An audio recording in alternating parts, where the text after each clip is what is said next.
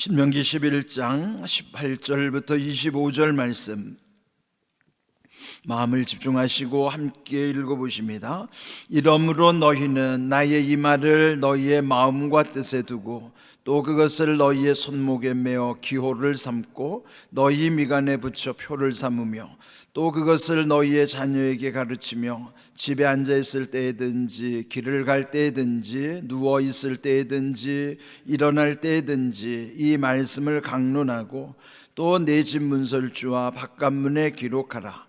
그리하면 여호와께서 너희 조상들에게 주리라고 맹세하신 땅에서 너희의 날과 너희의 자녀의 날이 많아서 하늘이 땅을 덮는 날과 같으리라. 너희가 만일 내가 너희에게 명하는 이 모든 명령을 잘 지켜 행하여 너희의 하나님 여호와를 사랑하고 그의 모든 도를 행하여 그에게 의지하면 여호와께서 그 모든 나라 백성을 너희 앞에서 다 쫓아내실 것이라. 너희가 너희보다 강대한 나라들을 차지할 것인즉 너희의 발바닥으로 밟는 곳은 다 너희의 소유가 되리니 너희의 경계는 곧 광야에서부터 레바논까지와 유브라데 강에서부터 서해까지라. 너희의 하나님 여호와께서 너희에게 말씀하신 대로 너희가 밟는 모든 땅 사람들에게 너희를 두려워하고 무서워하게 하시리니 너희를 능히 당할 사람이 없으리라. 아멘. 오늘도 귀한 말씀 속에는 이 시대를 살아가는 우리에게 주시는 하나님의 음성이 있습니다. 이 시간에 여러분 각자에게 들려주시는 하나님의 음성 잘 귀 기울일 수 있도록 경청하셔야 돼요. 이 말씀 속에 경청이라는 말씀 의미를 많이 담고 있어요. 마음에 새기면서 명심함으로 들으라 하는 것이죠. 오늘 주신 말씀은 이미 6장 7절 9절에서 그들의 교육의 지표인 쉐마 교육의 내용을 또 반복하는 것이죠. 이러므로 너희는 나의 이 말을 너희의 마음과 뜻에 두고, 이제 제일 중요한 것은 마음에 새겨지는 것입니다. 마음에 하나님의 말씀을 잘 새기고 또 너희의 손목에 메어 기호를 삼고 미간에 붙여 표를 삼으며, 그러니까 손목이라고 하는 것은 자기 눈에 잘 띄는 곳이고 또 미간은요 여기 눈썹 사이지만 사실은 이마예요. 그러니까 여기는 내가 볼 수 없죠. 그러나 나와 함께하는 사람들이 보는 거예요. 그러면은 마음에 새겨진 말씀, 늘 눈에 이 손목을 볼 때마다 눈으로 또 확인하고 또 나와 마주하는 사람들이 내 이마에 새겨진 하나님의 말씀을 또 그들에게도 전해주는 것처럼, 그 말씀은 나로부터 또 손목에 매는 것처럼 실천하는 것이 많은 사람들이 내 이마에 기록된 말씀과 더불어 증거될 수 있도록 그렇게 살라는 거예요. 근데 그게 어디서부터 이루어지는가? 가정에서부터 이루어지게 하라는 거죠. 가정이 제일 중요하잖아요. 특별히 부모의 마음은 나보다도 내 자식들이 더 잘 되는 것이 소원이에요. 그러려면 이렇게 살아야 됩니다. 내 마음에 말씀 새기고 손목에 실천하는 그 순종의 의미뿐만 아니라 내 이마를 바라보는 우리의 자녀들, 또 우리의 모든 사람들이 그 말씀대로 살아가는 내 삶을 볼 수 있도록 그렇게 살아라 하는 것입니다. 19절에 그 강조하죠. 너희 자녀에게 가르치며, 이 가정교육의 소중함. 그런데 그 가르치는 것은요 때와 장소가 없다는 거예요. 집에 앉아 있을 때든지 길을 갈 때든지 누워 있을 때든지 일어날 때든지 이 말씀을 강론하라. 말씀을 강론, 그건 대화하라는 말이에요. 우리 자녀들과 대화할 때 말씀으로 대화 한번 해보세요. 우리가 생각할 때 말씀으로 대화하면 아이들이 막 싫어할 것 같죠? 실제로 한번 해보세요. 안 그래요? 내 삶이 따르지 않을 때는 아이들이 잘 안 받아들이겠지만은 내가 말씀대로 다 살 수도 없지만 그래도 우리 아이들이 볼 때 우리 엄마 아빠는 그래도 말씀대로 살려고 애쓰는 분들이라는 신뢰만 줘도요, 말씀을 아이들과 강론할 때, 대화할 때요, 아이들이 경청합니다. 이건 우리 가정에서 경험했기 때문에 저도 확신 있게 말씀드려요.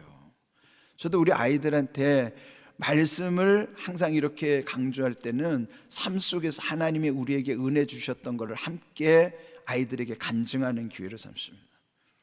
그러면 제가 그렇게 우리 외할머니로부터 교육받은 것처럼 저도 우리 아이들에게 할 때 보면은 아이들이 경청하더라고요. 그러니까 문제는 신뢰 관계가 없으면 아무리 좋은 말해도 안 들어와요. 근데 신뢰 관계가 있을 때는 무슨 말을 해도 다 듣습니다. 먼저 중요한 거는 서로의 믿음의 관계가 있어야 돼요. 그 믿음의 관계는 먼저 하나님과 나와의 이런 믿음의 관계가 분명해야, 또 하나 제가 늘 강조하는 게 뭘까요? 삶이 선명하게 드러나는 거예요. 선명하다는 건요, 다 보인다는 거예요. 그거는 말씀이 분명할 때 내 삶이 다 선명하게 드러나게 되는 것입니다. 그래서 오늘 이 말씀도 우리의 모든 만나는 사람보다 먼저 가정에서 자녀들과의 신뢰관계가 중요한 것을 말씀하는 것이죠. 또 20절, 내 집 문설주 바깥문에 기록하라. 문설주는 자기가 보는 것이고 바깥문은 또 밖에 있는 사람들이 보는 거예요. 그러니까 가정에서 또 이렇게 철저하게 문에도 안쪽 문뿐 아니라 바깥문에도 안팎으로 들고 날 때마다 항상 하나님의 말씀이 눈에 들어오도록, 마음에 새겨지도록 그렇게 하라는 것이죠. 그리고 얼마나 귀한 말씀입니까? 그렇게 하면, 자 21절, 그리하면, 이건 뭐예요? 순종하면 여호와께서 너희 조상들에게 주리라고 맹세하신 땅에서, 가나안 땅에 들어갔을 때 너희의 날, 너희 자녀들의 날이 많아서 하늘이 땅을 덮는 날과 같으리라. 네, 하늘이 땅을 덮는 게 뭐예요? 하나님의 은혜가 임하는 땅이에요. 그 땅이 하늘이, 아니 우리가 가만히 보세요. 다 하늘이 땅을 덮고 있지 그렇지 않은 땅이 어디 있습니까? 근데 여기서 강조하는 하늘이 땅을 덮는다는 것은 하나님이 그 땅을 은혜로 덮어주신다는 거죠. 하나님이 우리 앞에서 본 것처럼 항상 하나님의 눈으로 보살펴 주시고, 또 어제 말씀 나눈 것이지만 그 땅은 다 하나님께서 돌보아 주시는 땅이라는 표현이에요. 하늘이 땅을 덮는 땅, 하늘이 땅을 덮는 은혜, 그 얼마나 귀한 말씀입니까? 또 여기서 22절 강조하기를 하나님의 모든 명령을 잘 지켜 행하여 하나님을 사랑하고 또 그 모든 말씀을 행하며 그에게 의지하면, 하나님만 철저히 의지하는 거예요. 그런데 우리가 하나님 의지하기보다는 보이는 사람을 의지할 때가 더 많잖아요. 그런데 조심하라는 거예요. 물론 하나님은 사람을 통해서 역사하세요. 그렇다고 해서 그 사람을 의지하면 안 돼요. 하나님을 의지해야 돼요. 이 교회도 그렇습니다. 여러분이 담임 목사를 의지하면 안 돼요. 하나님을 의지하셔야 돼요. 보이는 담임 목사가 능력자가 아닙니다. 저는 무능력자예요. 그러나 저와 함께 하시는 하나님, 그분이 전능하신 하나님이라고요. 그래서 사람은 절대 의지하면 안 됩니다. 하나님만 의지하셔야 돼요. 이거 여러분 요즘 하나님을 두려워해야지 그 교회의 목사를 두려워하다가 그 교회가 탈난 교회들이 많잖아요.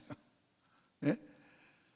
여러분 요즘 목사님들의 문제, 아니 그렇게 타락한 목사님들은 님자를 붙이는 것도 참 그렇지만 여러분 타락한 목회자들이 적지 않아요. 이 마지막 때는 그런 거예요. 왜요? 사람을 의지하니까 하나님을 두려워해야 되는데 목사를 두려워하는 거예요. 아니 제가 여러분 저를 두려워하라고 하면 되겠어요? 저를 두려워하지 마세요. 하나님을 두려워하세요. 그런데 믿음 없는 분들은 하나님을 두려워하지 못하고 목사를 두려워해요. 혹시 목사가 무슨 저주의 말을 퍼부으면 그것이 자기에게 임할까 봐. 여러분 아무리 저주를 퍼부어도요 그 저주 임하지 않아요. 예? 그런 자기 멋대로 하는 저주는 아님합니다. 그 두려운 마음을 갖죠. 그럼 뭐예요? 사람에게 매이기 때문이죠. 그러니까 우리 안에 두 가지예요. 하나님을 두려워하느냐, 목사를 두려워하느냐. 여러분, 저를 두려워하지 마십시오. 하나님만 두려워하십시오. 그래야 살아요. 예? 그러니까 목사에게 매인 사람은 그 목사가 어디를 가도 또 그 목사 따라다녀요. 그게 망하는 길이죠. 아니, 흘러간 물로는 물레방아를 돌릴 수 없어요. 그러니까 아무리 훌륭한 목사라고 따라다니지도 말고요, 그 목사하고 정들었다고 해서 그 목사하고 자꾸 연을 이어가면 다 죽는 길이에요. 하나님만 바라봐야지 왜 목사를 따라갑니까? 예? 진짜 이거 중요한 거예요. 제가 전에 있던 교회에서도 저한테 전화 오면요, 물론 전화 오니까 받기는 하죠. 그러나 목사님 저 기도해 주세요 하면 제가 단호히 끊습니다. 아니, 담임 목사님한테 기도 받으세요. 그 교회 저는 떠난 목사입니다. 저는 우리 교회 성도들에게 기도해 줘야 될 특권이 있는 것이고 의무가 있는 것이지, 저는 이미 떠났으니까 거기 담임 목사님께 기도 받으세요. 저도 그렇게 끊습니다. 왜 그런지 아세요? 개인적으로 연을 맺는 거 하나님 기뻐하시지 않아요. 예? 철저하게 끊어야 돼요. 그냥 하나님만 두려워해야지. 사람을 바라보며 신앙생활하면 신앙은 정에 끌리는 게 아닙니다. 하나님만 바라보는 거예요. 오늘 주신 말씀이 하나님만 의지하라 말씀이죠. 그럴 때 23절 보면은 너희가 이제 들어가는 그 땅에서 강대한 나라를 차지하게 할 것이고, 24절이 중요해요. 너희가 발바닥으로 밟는 곳을 다 너희의 소유가 되게 할 것이니 그 경계 곧 어디서부터요? 광야에서부터 레바논, 또 유브라데 강에서부터 서해까지가 될 것이고, 또 말씀하신 대로 너희가 밟는 모든 땅의 그 사람들이 너희를 두려워하게 할 것이니 너희를 능히 당할 사람이 없으리라. 근데 오늘 말씀의 제목이 너희가 밟는 땅이에요. 오늘 우리도 땅을 밟고 다닐 거 아니겠어요?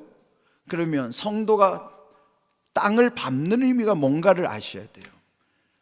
그런데요, 이미 창세기 13장에 보면은 하나님은 아브라함과 이 땅을 밟는 의미가 뭔가를 아브라함과 약속해 주셨어요. 창세기 13장에는 아브라함과 조카 롯이 이별하는 장면이 나와요. 이제 그 두 집안이 막 분쟁이 있고 싸움이, 종들끼리 다툼이 있으니까 이제 아브라함이 기도하던 중에 조카 롯을 불러요. 자, 이렇게 이제는 이런 다툼이 있으니 이제는 서로 갈라서자. 그러면 조카가 먼저 땅을 선택하게, 그럼 난 반대편으로 가겠네. 그렇게 해서 롯이 보았더니 저 소돔과 고모라 땅이 망하기 전에는 애굽처럼 얼마나 기름진 땅인지 눈에 보이는 좋은 땅을 차지해서 갔어요. 그럼 반대로 아브라함은 척박한 땅으로 온 거예요. 그때 하나님이 아브라함에게 나타나셔서 하는 말씀이에요. 너는 눈을 들어 너 있는 곳에서 동서남북을 바라보라는 거예요. 그리고 너가 그 보이는 땅을 너와 네 자손에게 줄 것이니 영원히 이를 것이라. 또 너는 일어나 그 땅을 종과 횡으로, 종이죠, 종과 횡으로 두루 다녀보라. 내가 그것을 네게 주리라. 자, 먼저 어떻게 해야 돼요? 왜 눈을 들으라고 그랬을까요? 제가 생각할 때는 아브라함이 그 척박한 땅에서 조금 마음이 조금 침울해 있지 않았나 싶어요. 그러니까 하나님이 아브라함에게 눈을 들어라. 눈을 들고 네 보이는 땅, 저 북쪽과 남쪽이 종과 또 동쪽과 서쪽이 횡을 다 바라보라는 거예요. 네가 바라보는 땅, 보이는 땅을 내가 줄 것이고, 또 일어나서 그 종과 횡으로 두루 다니라는 거예요. 그게 밟는 의미예요. 오늘 여러분 땅을 밟을 때 여러분이 땅을 밟는 곳이 하나님이 함께 하시는 땅이 되어야 된다고. 밟는 땅, 얼마나 귀한 땅입니까? 그럴 때 그곳이 하나님이 함께 하시면 거기가 경계 뭐예요? 안전한 선이 경계죠. 그 경계를 하나님이 지켜주실 뿐만 아니라 능히 당할 사람이 없도록 지켜주시겠다는, 오히려 만나는 사람을 두려워할 것이고 또 그 땅 사람들이 또 두려워하여서 무서워하게 해서 그들이 다 달아난다는 거죠. 이 중요한 게 왜냐면 우리 안에도요, 우리 마음을 혼란케 하는 이 마귀의 역사가 있어요. 또 주변에 그런 역사들이 보입니다. 그거 우리가 못 이기죠.